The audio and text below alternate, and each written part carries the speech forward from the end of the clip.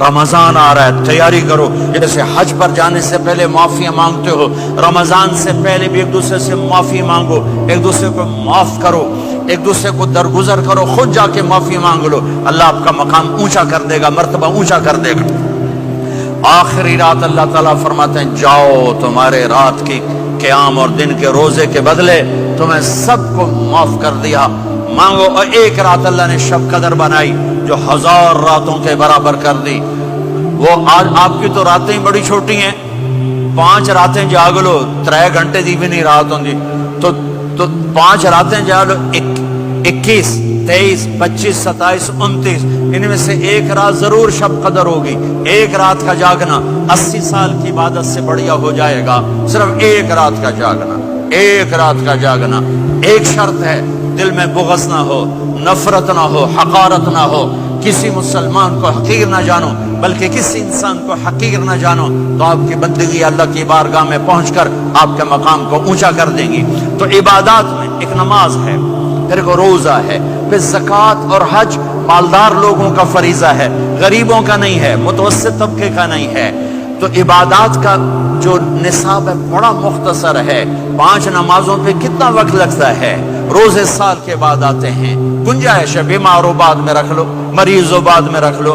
زکوٰۃ سارے سال میں کسی وقت دے دو، حج زندگی میں کب کسی وقت کر لو. یہ ایک چھوٹا سا نصاب ہے. دوسرا میرے نبی کی زندگی کا پہلو جسے میں ہائی لائٹ کرنا چاہتا ہوں، جو نمایاں ہے، جو روشن ہے، وہ میرے نبی کی زندگی ہے، وہ میرے نبی کے اخلاق ہیں، وہ میرے نبی کا درگزر ہے، میرے نبی کا پیغام محبت ہے. میرے نبی نے فرمایا اسلام کا سب سے مضبوط عمل کیا ہے؟ ایو اور الاسلام اوثق. صحابہ نے کہا الصلاۃ، نماز. آپ نے کہا نہیں. جہاد؟ آپ نے کہا نہیں. روزہ؟ آپ نے کہا نہیں. حج؟ آپ نے کہا نہیں. اسلام کا سب سے مضبوط عمل کیا ہے؟ صحابہ. نماز؟ جی نہیں. جہاد؟ نہیں. روزہ؟ نہیں. حج؟ نہیں. اچھا یا رسول اللہ پھر کیا ہے؟ سنو غور سے، توجہ سے. میرے نبی نے فرمایا اسلام کا سب سے مضبوط عمل آپس میں محبت کرنا ہے. اللہ کے لیے محبت کرنا ہے، اللہ کے لیے محبت کرنا ہے، اللہ کے لیے محبت کرنا ہے. اسلام پیغام محبت ہے. میرے نبی کی زندگی محبت کی پوری تصویر ہے. کسی سے نفرت نہیں، بغض اللہ کے لیے، محبت اللہ کے لیے. یہ اسلام کا سب سے مضبوط عمل ہے. میرے بھائیوں، میری بہنوں، اب دور دراز جگہ میں ہو، اب آپ یہیں کے، جن کے پاس پاسپورٹ ہیں وہ یہیں کے شہری ہیں. یہ آپ کا دیس ہے، یہ آپ کا وطن ہے. اسے محبت سے بھرو. پاکستان کی نفرتیں یہاں نہ زندہ کرو، ہندوستان کی نفرتیں، بنگال کی نفرتیں یہاں مت زندہ کرو. آپس میں امت بن کے رہو، مذہب کے نام پہ مت لڑو.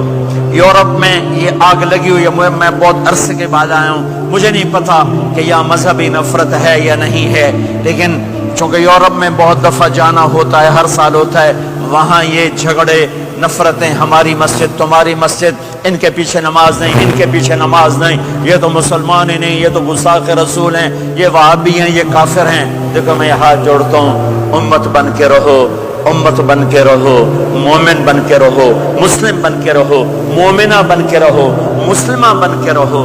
اختلاف رائے کو برداشت کرو. یہاں چاند کے مسئلے میں اختلاف ہوتا ہے، روزے کے ٹائم میں اختلاف ہوتا ہے. علماء سے کہتا ہوں اس اختلاف کو مٹھاؤ. جس میں سہولت ہو سارے وہ لے لو.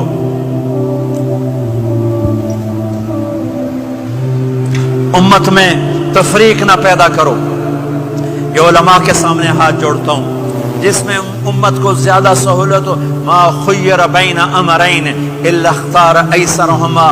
2 کام جب میرے نبی کے سامنے ہوتے تھے، جو مشکل ہوتا تھا چھوڑ دیتے تھے، جو آسان ہوتا تھا لے لیتے تھے. تو میرے بھائی بہنوں، یہ مذہب کی نفرت پاکستان میں، بنگلہ دیش میں اور انڈیا میں آگ لگی ہوئی ہے. امت بن کے رہو، امت بن کے رہو. اگر آپ اور میرا مسائل میں اختلاف ہے تو یہ ہماری محبت کو نہ ختم کرے، ہمارے تعلق کو نہ ختم کرے، ہماری نفرتیں نہ پیدا ہوں۔ اختلاف رہا شروع سے تھا، آج بھی ہے، آئندہ بھی رہے گا، لیکن اللہ کے واسطے، اللہ کے واسطے، اللہ کے واسطے اس کو محبت میں بدلو، اس سے محبت میں بدلو، اس سے محبت میں بدلو۔ اختلاف رائے کو برداشت کرو، مذہب کے نام کی نفرت کو ہوا نہ دو، ہوا نہ دو، اس کو ٹھنڈا کرو، اس پر پانی ڈالو، اسے بھڑکاؤ نہیں، اس پر پانی ڈالو۔ میرے نبی نے عبداللہ بن ابی سے نباہ کر کے دکھا دیا، جو منافقوں کا سردار، باقی منافقوں کا تو کسی کو پتہ نہیں تھا سوائے میرے نبی کے، عبداللہ بن ابی کا منافق ہونا سب کو معلوم تھا، یہ منافق ہے، اور آپ کے پیچھے نمازیں پڑھتا رہا، آپ نے اس کے اپنے ساتھ رکھا۔ ایک دن آپ پانی پی رہے تھے، عبداللہ بن ابی کے بیٹے عبداللہ پکے صحابی تھے، کہنے لگے یا رسول اللہ تھوڑا پانی تو بچا دیں۔ آپ نے کہا